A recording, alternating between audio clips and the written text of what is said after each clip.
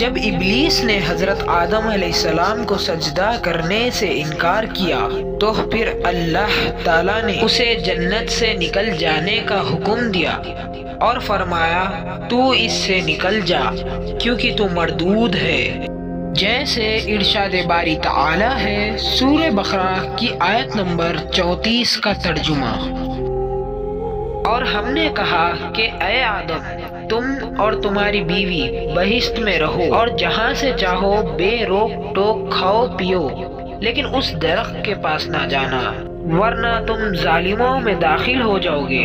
لیکن ابلیس دونوں کو بہکانے لگا تاکہ ان کے ستر کی چیزیں جو ان سے پوشیدہ تھی وہ کھول دے، اور کہنے لگا کہ تم کو تمہارے پروردگار نے اس درخت سے صرف اس لیے منع کیا ہے کہ تم فرشتے نہ بن جاؤ یا ہمیشہ جیتے نہ رہو، اور قسمہ کھا کھا کر کہنے لگا کہ میں تو تمہارا خیر خواہ ہوں۔ اور سورہ اعراف کی آیت نمبر 22 کا ترجمہ۔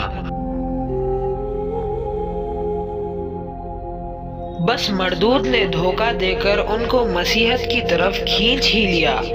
جب انہوں نے اس درخت کے پھل کو کھا لیا تو ان کے ستر کی چیزیں کھل گئی اور وہ بہشت کے درختوں کے پتے توڑ توڑ کر اپنے اوپر چپکانے اور ستر چھپانے لگے۔ ویورز یہ بات کا دھیان رکھیں کہ اس درخت کے پھل کو حضرت آدم علیہ السلام سے پہلے حضرت بی بی حوا علیہ السلام نے کھایا تھا، اور اللہ تعالیٰ نے فرمایا تم سب بہشت یعنی جنت سے اتر جاؤ، اب سے تم ایک دوسرے کے دشمن ہو، اور تمہارے لیے ایک وقت خاص تک زمین پر ٹھکانہ کر دیا گیا ہے۔ یہاں پر یہ بات کا دھیان رکھیں کہ اللہ تعالیٰ نے یہ جو فرمایا تھا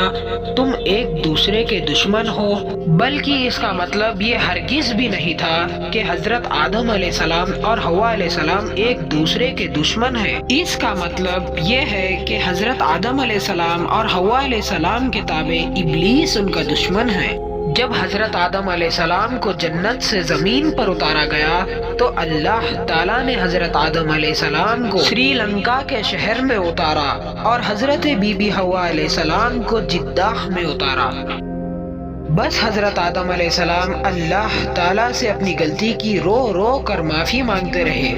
پھر اللہ تعالیٰ نے حضرت آدم علیہ السلام سے فرمایا کیا میں نے تم کو جتا نہیں دیا تھا اور بتا نہیں دیا تھا کہ ابلیس تمہارا کھلم کھلا دشمن ہے؟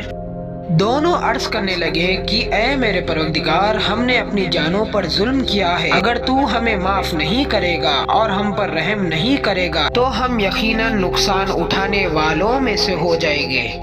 بس پھر اللہ تعالیٰ نے حضرت آدم علیہ السلام کی توبہ قبول کی اور حضرت آدم علیہ السلام کو معاف کر دیا۔